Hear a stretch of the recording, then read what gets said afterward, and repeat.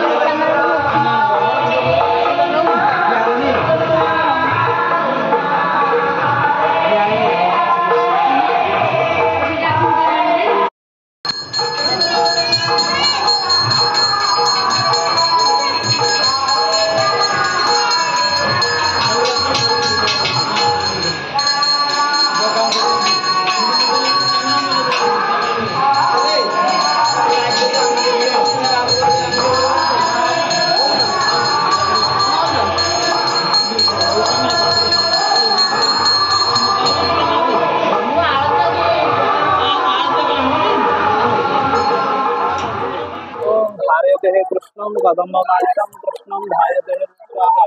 ओम गणधक्षाय स्वाहा। इदं गणधक्षाय स्वाहा। वड़े कलर से का नारायण।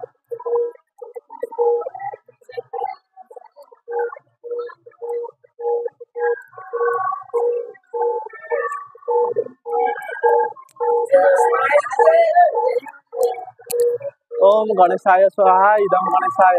ओम नमः शिवाय स्वाहा। इदं शिवाय। ओम नारायण स्वाहा। इदं नारायणाय। ओम वन दुर्गा देव्यै स्वाहा। इदं वन दुर्गा देव्यै। ओम जे न खाई जाओ जाओ खाई के आसो हरी। ओम सूर्यादि नवग्रहाभ्यम स्वाहा। इदं सूर्यादि नवग्रहाभ्यम। ओम कृष्णाय स्वाहा। इदं क्लीं कृष्णाय स्वाहा। ओम संतानं गोपालभ्यम स्वाहा। इदं संतानं गोपालभ्यम। ओम मधुसूदनाय स्वाहा। इदं मधुसूदनम्। ओम मधुसूदनाय स्वाहा। इदं मधुसूदनाय। ओम वासुदेवाय स्वाहा। इदं वासुदेवाय। ओम दुर्गा माधवाय स्वाहा। इदं दुर्गा माधवेभ्यः। ओम कुलदेवताभ्यं स्वाहा। इदं कुलदेवतेभ्यः। ओम दशावताराय स्वाहा। इदं दशावताराय। ओम इष्टदेवताभ्यं स्वाहा। इदं इष्टदेवताभ्यः। ओम अंबिका देव्यै स्वाहा। इदं अंबिका देव्यै।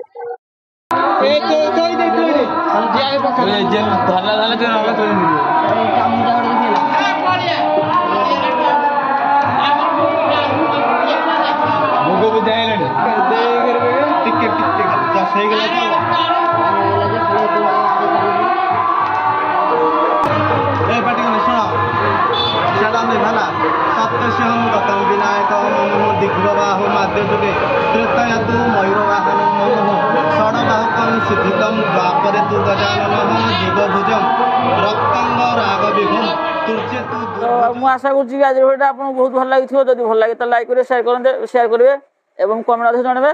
ତ ଆଶା କରୁଛି ମୁଁ ପ୍ରଭୁଙ୍କୁ ଡାକୁଛି, ପ୍ରଭୁ ଗଜାନନ ଆପଣଙ୍କର ମନ ଆଶା ସବୁ ପୂରଣ କରିବେ। ଖୁସିରେ ରୁହନ୍ତୁ ଆଜି ଭଳିଆ ଦିନରେ। ତ ସମସ୍ତଙ୍କ ମୁହଁରେ ଖୁସି ଦିଅନ୍ତୁ ଏବଂ ରହୁଛି ଆଉ ଏକ ଭିଡ଼ିଓ ଦେଖିଲା ପର୍ଯ୍ୟନ୍ତ ମୁଁ ସୁଜିବି ସେଇ। ଜୟ ହିନ୍ଦ।